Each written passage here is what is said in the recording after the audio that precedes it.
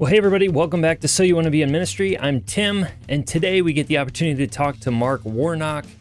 We had him previously in episode 7, if you want to go back and check out the previous conversation about a residency program, but today we get to talk to him about soul rest and soul care and making sure that you're taking care of your soul. And as you'll hear him say repeatedly, you are responsible for your soul and taking care of it. And I'm excited about this opportunity to talk to him. It is, he has so much great insight into that. But before we get into it, I want to remind you that we are all about educating you. If you're thinking about getting into ministry, equipping you if you're already in, encouraging you if you're just having a rough season and you're considering jumping out. And we want to be able to empower you to follow godly leaders well. So if you're somebody that just attends church, wants to know what a godly leader looks like, how they can even support as a volunteer or a ministry leader, or just somebody in the church that desires to follow godly leaders, we want to empower you to be able to do that as well. Mark is the residency pastor. He's over the entire residency program, a family church down in West Palm Beach. It's a pleasure to talk to him. I'm so glad he's back. Here's Mark. Well, hey, Mark. Glad to have you back. You are the first return interview guy. All right. Yeah, you made it back. Honored to be back, Tim. Good to see you, man. Yeah, absolutely. So for those of you that don't know, Mark is the residency director for the Family Church Network down in South Florida. And you probably heard that if you heard the previous interview, but we're looking forward to having you back. And we're going to deal with a very serious topic. I mean, it's just necessary. I know it's necessary in my own life, even right now. And so I'm very excited to have you on to talk about soul care. Soul care. Yeah, man.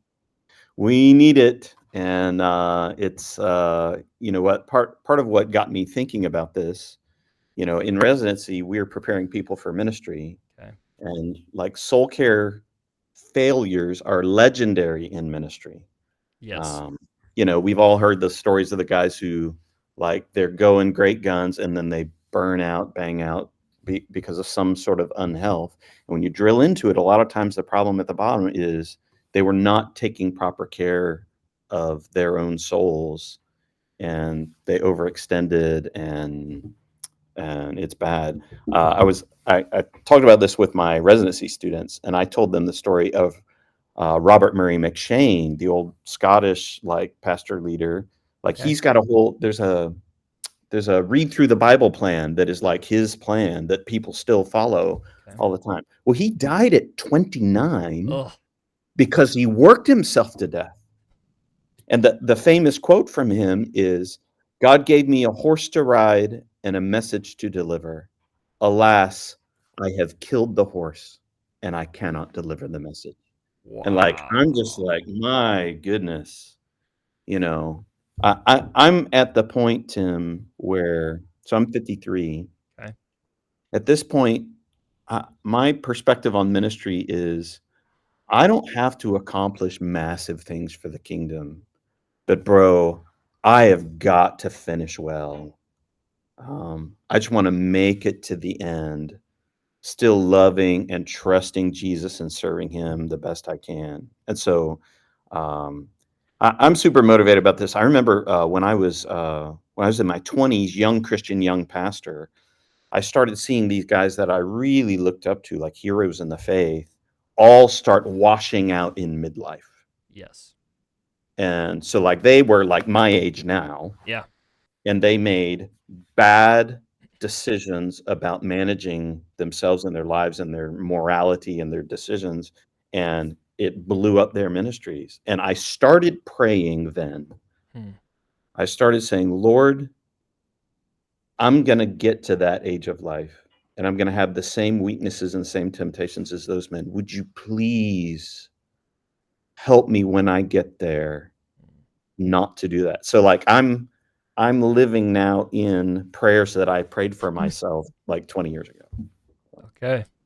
Yeah, I agree. I mean, if you go to any of our logos or anything on this podcast, you see the finish line tape everywhere. And so it is all about finish. We want to help you finish well, whatever that means. It's going to mean different things for each one of us, but Yeah, Yeah, that's what we want. And so this is critical to get there, like I critical to get there. I agree. I've even heard one pastor say, I can't remember exactly who it was, maybe Kerry Newhoff. I listen to him a lot, but he said when he had burnout, he's never quite been able to get back to the energy he had before burnout.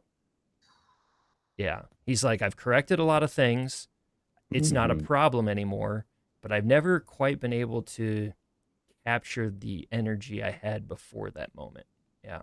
Yeah, So I think there's yeah. something to that. I would say that that's even true for me on a personal story of when I was around 38. I didn't experience burnout, but I just kind of I was done, and I was still fighting to stay with Jesus. I was fighting every day Yeah. to the point where my supervisor even was like, our staff needed to see somebody that was having a rough season and kept fighting. And Mm. so because I viewed it as a wasted year, and he viewed it as like, no, that was extremely valuable for our staff to see that. Um, but I would say the same thing. I haven't quite made it back to the energy that I had previous to that season. Maybe it's just because of age, but Mhm. but I don't know. So talk to us about some of those failures then. Like they really do plague pastors. I think pastors that desire to do a lot of godly things and good things for the kingdom of God, this plagues us because maybe we feel too much is on our shoulders, or we're trying to just soak Yeah. everything we can out. What are some of those failures that we experience or navigate through? You know, Tim, as you were talking, I was thinking about the analogy of a marathon. Okay. Like, Hmm. now I've done a 10K. I'm not a marathoner, so like this is not personal experience at all, but I sort of know about it. Is that, if you're going to run 26.2 miles, like the first two are going to feel very different from mile 18, 19, 20. Famously, they talk about runners hitting the wall. Yeah. And even though they may be moving forward at the same pace that they were, 10 miles previous, the inner experience of it is different. Yeah. And I think that's what happens. I think a lot of times there's a kind of drain that ministry does to us, Mm, and we're not aware of the way it affects us below the surface. okay. I think one factor in this is that men tend not to be as self-aware about their emotions. Okay. Like, this is an area that I've had to grow in. As a matter of fact, I'm in a coaching process right now, with respect to being aware of and managing my own emotions. Because you think about guys who get to midlife, they have a great ministry, it's thriving, it's going, and all of a sudden there's an affair, or they're embezzling money, or they're caught with like hookers or drugs or things like that. You're like, where did that come from? Yeah. And the answer is there was this emotional drain that was happening underneath the surface. They felt this need to kind of keep up this brave, oh, everything is perfect face, Mm, right? And then, like, that's got to go somewhere. And so they find these unhealthy outlets for it. There's a guy, let's see, I'll anonymize this enough.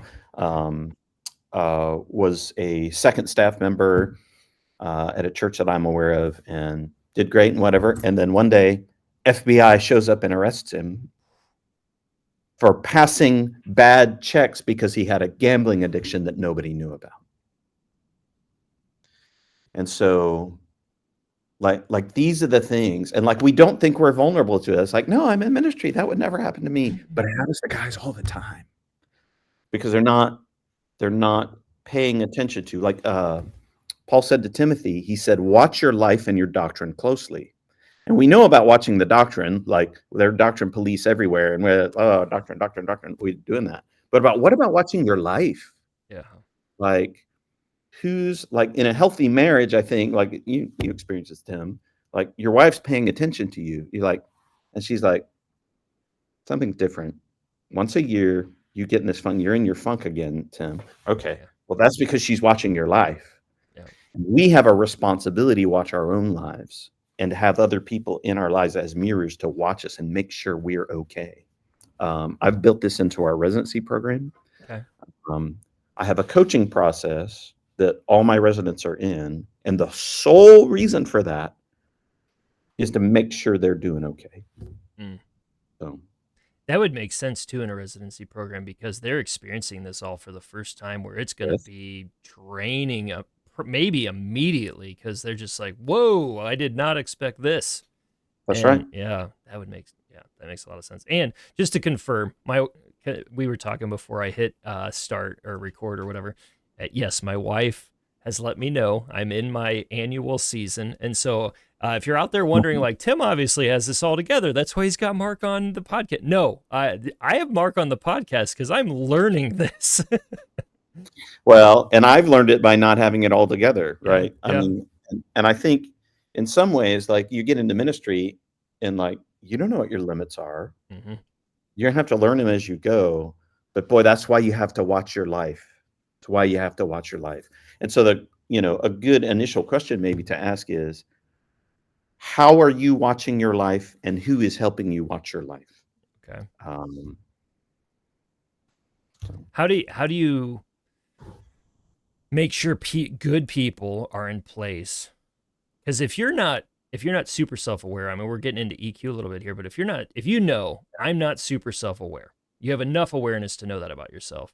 How do yeah, you have the awareness to know who's aware of your life? Like, how do yeah, you yeah. build some of that? No, it's a good question. And like on the way to answering that, Yeah. like one of the points that I make about this is soul care, like, and by soul care, I mean you're caring for your own soul. Okay. It is your responsibility.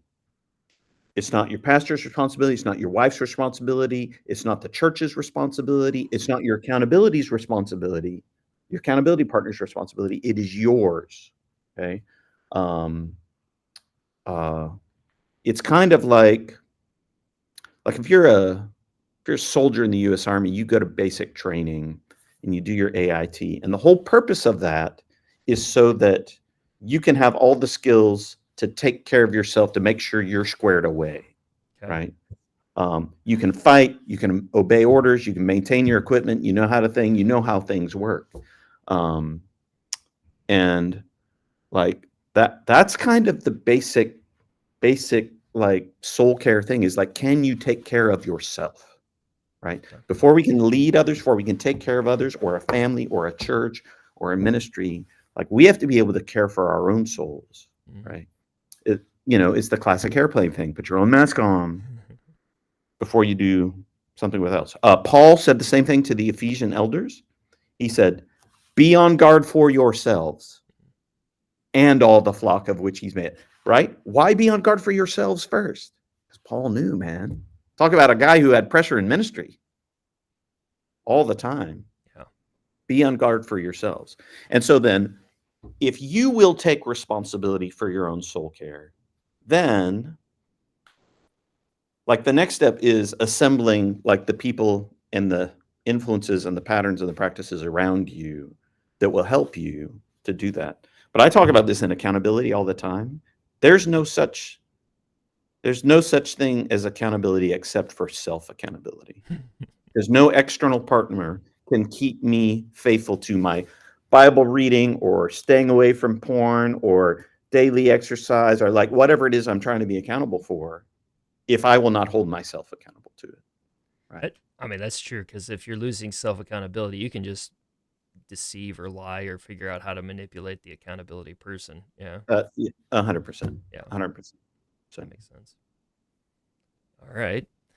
So dealing with the person, then, do you have anything else on the failure side of things before I jump to the next thing? yeah, I don't think so. Okay. So you talk about theological anthropology. Uh, Yeah, this is yeah. why I love talking to you, man. You go intellectual, and I love it. So talk to us. What's theological anthropology? Break it down for us. Okay. So this is basically, if we're going to care for our own souls, we have to know what it means to be a human being. Okay. We learn this from the Bible. Our theology informs everything about our faith, and it informs us about who we are as people. Okay. So if you're going to care for your own soul, you have to know, as a human being, we are physical creatures. That's how God's made us. He made us from the dust of the ground. Okay. Which means taking care of ourselves physically is part of soul care. That is nutrition, exercise, hydration, sleep. Like it's all the stuff that the success bros on Twitter talk about all the time or Yeah. whatever. Yeah. But like, and I think pastors as a group are doing better in this than they have in previous generations. Because when I was growing up, pastors were legendary for having terrible physical health Hmm. and being just not good. I think we're doing a lot better, but can you understand that we are stewards of our bodies in the same way Robert Murray McShane like destroyed his through overwork and through a stewardship failure? We're responsible for our bodies, right? God's given us this body to last prayerfully 80, 90 years so that we can serve him well 80, 90 years. So we need to steward it with that kind of thing in mind. So that means that you need some sort of habit of regular exercise. Like you don't have to like be a marathoner or join a CrossFit gym or like, be a gym bro or anything like that. Like walking is amazing. Like, but you do have to get out and move. Yeah. Okay. I'm huge on sleep. Most Americans are sleep deprived, Yep. and sleep solves so many health problems. Okay. If you're always staying up late and always getting up early, and I know like guys who have young kids and lots of demands, it's hard to do this all the time. Yeah. But gosh, I like the guys that I coach who are performing at a really high level. A lot of times, what I'm talking to them about is their bedtime. Hmm. It's like, go to bed, man. Because am I more or less vulnerable to temptation if I'm sleep deprived? Much more. I'm much more vulnerable. I'm much more vulnerable to make bad decisions, to be in a crabby mood, to not be Christ-like, all this thing. And it's just go to bed. Yep. Like we know this about our 5-year-olds, right?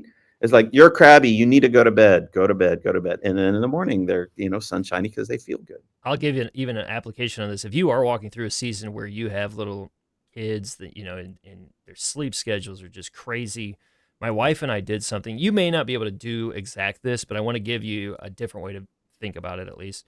So my wife was naturally she would stay up late. I wanted to go to bed earlier and get up earlier. She naturally would want to stay up later and sleep in longer. We had the benefit of only having to have one income, so she didn't have to get up to go to work or anything. And so Yeah. what we did is she would take everything. Um, if the kid woke up anywhere near 4 a.m., it was my turn. Like I would just get up, but that meant I went to bed at like 8 or 9 o'clock, and she Mhm. would she would stay up till 12 or 1. That was natural for her, and she would sleep till 9 or 10 or whatever.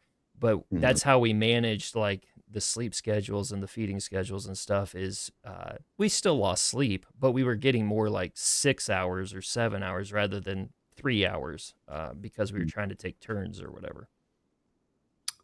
Um, I think the other thing that I would say in the area of physical care is the importance of rest Mhm. aside from sleep.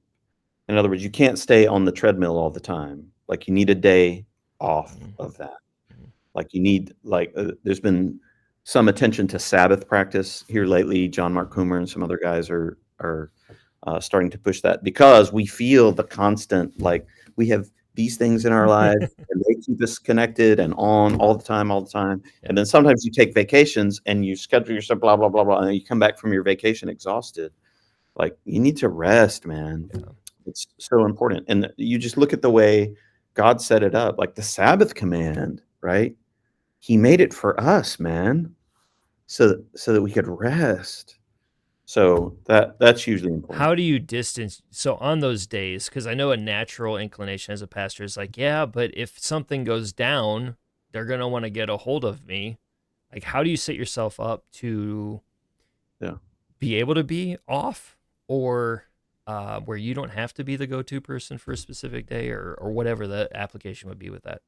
I mean, to me, that's a leadership development thing. Um, Like, you cannot build a system that relies on you. Because, like, if you get hit by a Mack truck, what happens to your church? Yeah. What happens to your ministry? Like, you've got to distribute that stuff out, right? Because if the health of your church requires you to be on all the time, like, only God is up all the time. Okay. You need 8 hours of sleep. You need a day off. Like he's in heaven. He neither slumbers nor sleeps. He's on watch all the time. Okay. You cannot be. And Some of that is like, guys, you just have to stop playing God. And if your Mm, church members have godlike expectations of you, then you just got to correct that. You got to correct it. So, that's good. so I said physical. Yeah. So emotional is kind of the next one, and I think emotional self-awareness is really something that a lot of us, including me, have area to grow in. Okay. I asked a question one time. We were doing a prayer thing with some of our pastors, and this question occurred to me in the moment, and I've used it a lot ever since. I asked them, "What's your resting emotion?"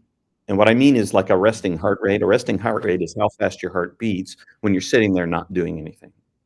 So I'm like, imagine you get to sit in a room for 15 minutes and let everything just sort of like settle down. What's the emotion that you're feeling underneath everything?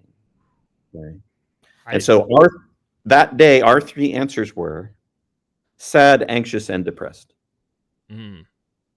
So I was gonna say, like, I don't even know that we even think what, like, I don't know if I could answer that right now, honestly. I may have to figure that out later. Yeah. Yeah. Um, I'm doing a emotional coaching process, and it's um, it's based on their methodology is based on a couple books that Chip Dodd has written that I really like. The Okay. Needs of the Heart and the Voice of the Heart. Okay. It's really good, wise, applicable stuff. And one of the things I'm learning to do right now is to pay attention to what I'm feeling, even if the feeling is positive or if it's mild or if whatever, is like, because these emotions are pointing you in a direction. If you're feeling hurt, it's because you need some attention. If you're feeling lonely, it's because you need to be known and you need to be intimate. Like if you're feeling feelings of shame, it's because you need to matter and belong. And so, like a lot of times, men especially, like will feel these feelings and then they're uncomfortable and we don't like them. And so they will do things to suppress the feeling rather than meet the need of the feeling. Right. Hmm. And so we'll anesthetize with overwork or sugar or porn or drugs or alcohol or gambling or like whatever it is. Like we'll find ways to kind of manage that, but it's really not healthy. The healthy thing is if I'm feeling hurt, then I have to do things to get the relational attention that I need for the hurt that I'm feeling. Mm. Like, and that's another way of taking responsibility. But it all begins at least with awareness, because our emotions drive our activity if whether we're paying attention to them or not. Emotions are so powerful for us because they're key motivators, right?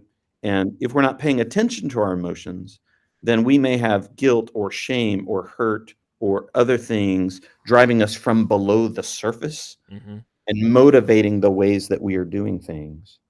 And and we've got to pay attention to that. Another thing I've learned about emotions is that emotions will attach themselves to thoughts, Hmm. and thoughts can be true or false. Hmm. So, like, if you're feeling anxiety. Oh my gosh, I've disappointed the personnel committee, and they're thinking about firing me. Okay. All right. So that's the thought. Well, what if the personnel committee is not thinking about fire you and you just making that up out of your head? Yeah. Right. Okay. Well, if you learn that, that undercuts the thought, undercuts the emotion. Yeah. Okay. Because our emotions will lie to us. Yes. I was talking to my neighbor. Um, they're not Christians and they have a pretty good marriage, but they have rocky spells. And so I talked to her. She was in the middle of a rocky spell, and she was all up in her feelings. She was crying, and she's like, "He never loved me." Blah blah. Like they've been together for 15 years, and they're great. And she's all blah blah blah blah blah. And I said, "Okay, Barbara, just stop." She's like, "What?" I was like, "Let me tell you what the truth is. The truth is, you and Randy are great together. You love each other. You're doing well. Now, what happened is you had this misunderstanding, which he reacted poorly to, which you reacted poorly to, which he reacted poorly to, blah, blah, blah, blah, blah. And what you guys need to do is just settle down, come back together, and get back. And as soon as I did that, she just sort of said, nodded, stopped crying, said, "Oh, you're right." Okay. So we have to speak the truth to our feelings because what we have to be aware of our feelings so we know what's motivating us. And sometimes they're lying to us. Yeah. And sometimes we have to tell the truth to our feelings in order to get them to line up with how things actually are. That is a common thing. So I've had several conversations where I'll hear, they just blah, blah, blah, like whatever it is. And I'm like, have they said that to you? Well, Yeah. no. Okay, so you don't actually know. I know. No, you don't. Like you're Yeah. assuming you know, but you don't actually know that they are thinking that. Yeah. And the fear and the dread and the unknown and all that kind of stuff that comes from those assumptions or intuitions or things that you think might be true that aren't actually true, like, whew, that it can be very destructive, Yeah. I think. Yeah. So we're physical, Yep. we're emotional, we're relational. So, like, are you getting along with all the key people in your life, right? Are you, do you have enough time with the key friends who are life-giving to you? I had a self-awareness moment with Pastor Jonathan back when I was in St. Louis, and we were just talking about people in our church, and we realized that we were spending all of our time with weak people, and it was draining us. Mhm. Okay, because as human beings, we are permeable, right? Remember that from chemistry. A permeable membrane is a thing that that substances can pass through. Okay. Okay, so as human beings, we're permeable. That means that we are affected by environments and moods and relationships around us. So if you spend your time with crabby people, it's going to affect you. Okay. If you spend your time with depressed people, it's going to affect you. And so we have to pay attention to our relational scenario. And it may be, maybe your marriage right now is not as life-giving as you want it to be or it's been in the past. Okay, well then let's give some attention to that relationship and see if we can get it on healthier footing. And there are ways to do that. Okay. Yeah. Anyway, you have any thoughts on the Yeah. relational aspect of Yeah. that? What would be just on the applications side? How do you? So I know one thing that I do is I will pay attention to when I meet with people, and I actually color code my calendar on if it's draining or not. Oh, wow, that's great. So That is great. so I can actually see, was this life-giving or draining, and it's a quick reference to just go, okay, draining week with people. That makes sense why I'm exhausted right now. Or it's like, no wonder I'm on a high. Like I had such great times with people throughout the week. Yeah. So I'll pay attention to that. If you know that there's a relationship out there where you're like, this is kind of falling by the wayside. I need to reconnect or make time for this. Do you have any like application to pay attention to that and what you might do with them to reignite that, or especially if it's a spouse? But Yeah, I'm single, so I can't tell you about the spouse thing. all Like, right. there are books, there are people that can help you. I would say my main learning is, um, like, as a function of soul care being my responsibility, like, I know the kind of people that I need in my life and all that kind of thing. If you wait for them to reach out for you, you're just gonna wait. You have to take the responsibility for initiating the thing. "Hey, let's get coffee." Send the text, make the call, and sometimes you're like, "Well, I don't always wanna be the one doing it." Okay, well, then be lonely and without friends and by yourself and surrounded by, you know, we call draining people suckfish sometimes, like remora, they attach themselves to Yeah. the shark who's swimming and kinda they're like a drag on it, Yeah. okay? Well, and you're gonna have that in ministry because so Yep. much of what we do is helping weak people and helping them hopefully to become stronger, right? But one reality is that if you're spiritually strong, spiritually weaker people will be around you to kind of absorb your vibe a little bit. But then sometimes they do that in a lazy way, Yep. is like just being around you, like they'll pick up the scraps from your meals without really working on themselves. And so you just have to be aware of that. Okay. Um, I'll give one spouse thing that is very easy, very simple. This happened this last week with my wife and I. Is actually we like I would say I love being around her, maybe more than anybody else, which is probably good. But that is uh, good. th- I could tell this has been she's gone through some draining couple of weeks and stuff for different reasons, and like my son just broke his arm, so we were in Wow. ERs and all kinds of stuff like that. Yeah, and so uh, she just sent me a text and was like, "I really feel like taco pizza," and I went, "She does not want to cook today. She does not want to think about a meal." She wants to go to Casey's and just get a taco pizza.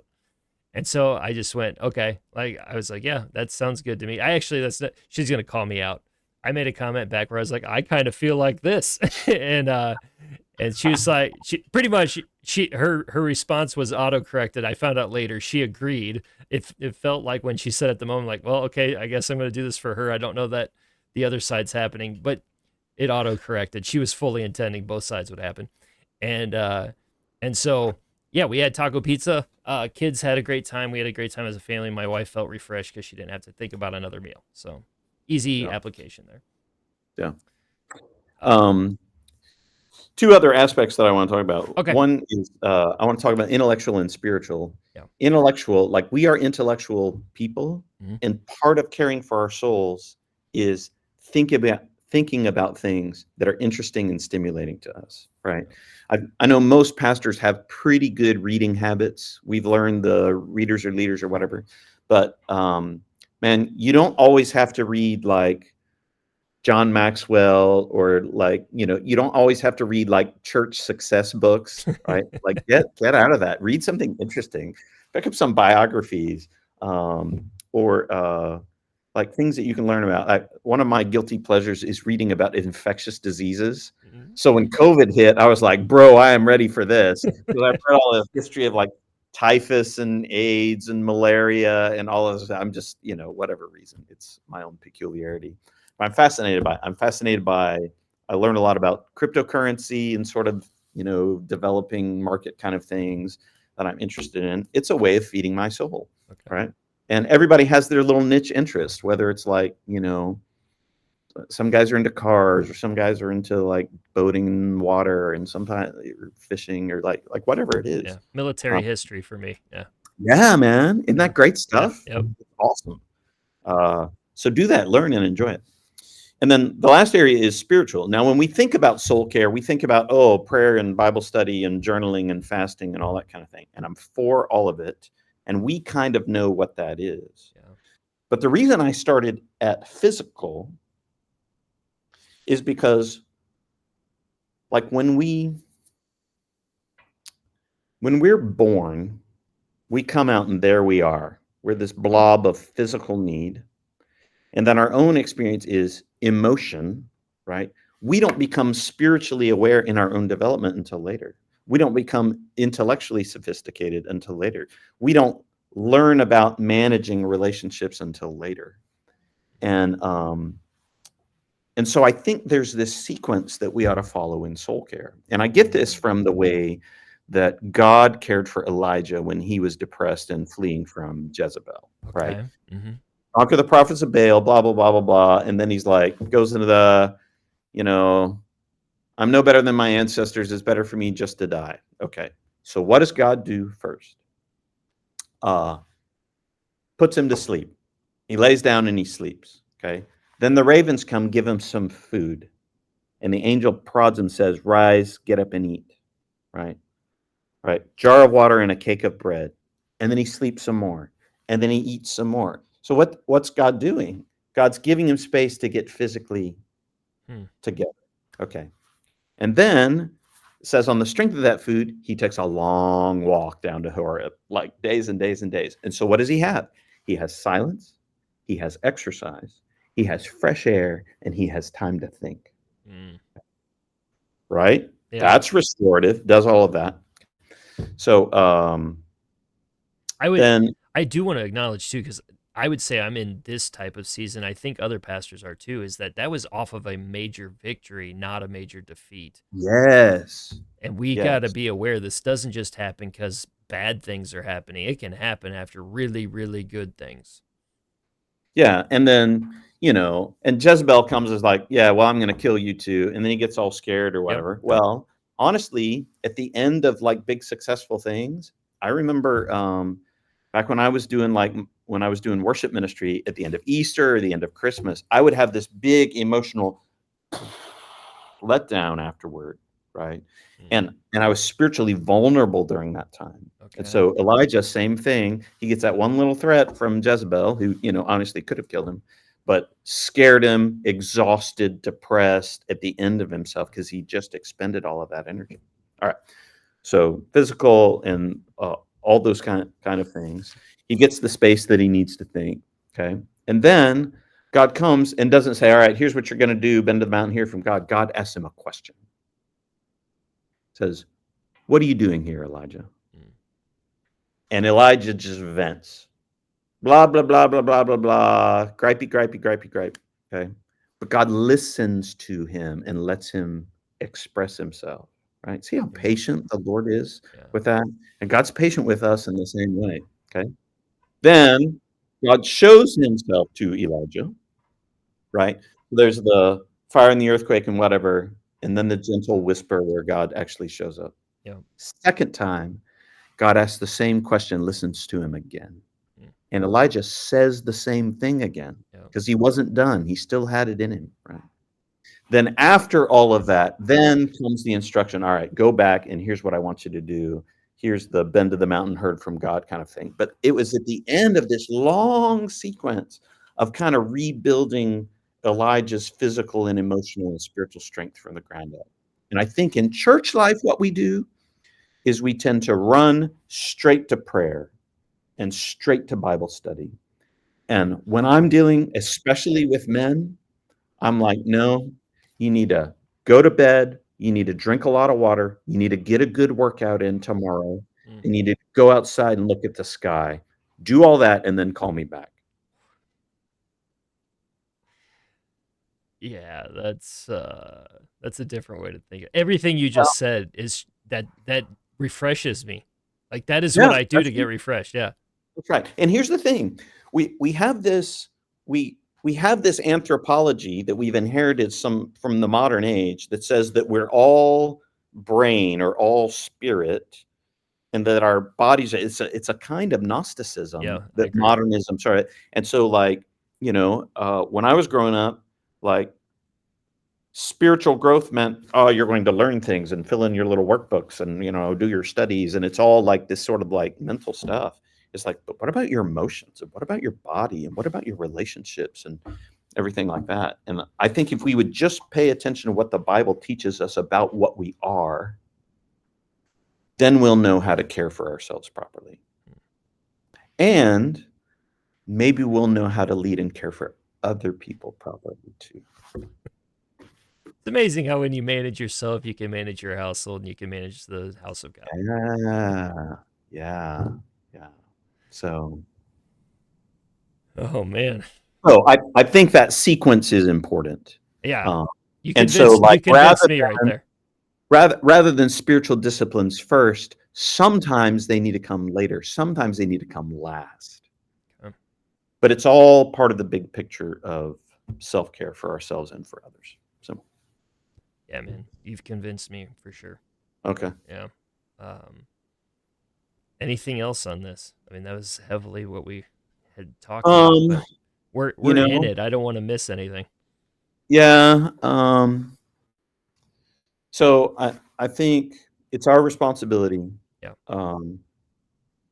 All the aspects of what it means for us to be human are things that we have to address. And I think there's kind of a sequence to it. Mm-hmm. And I think I'm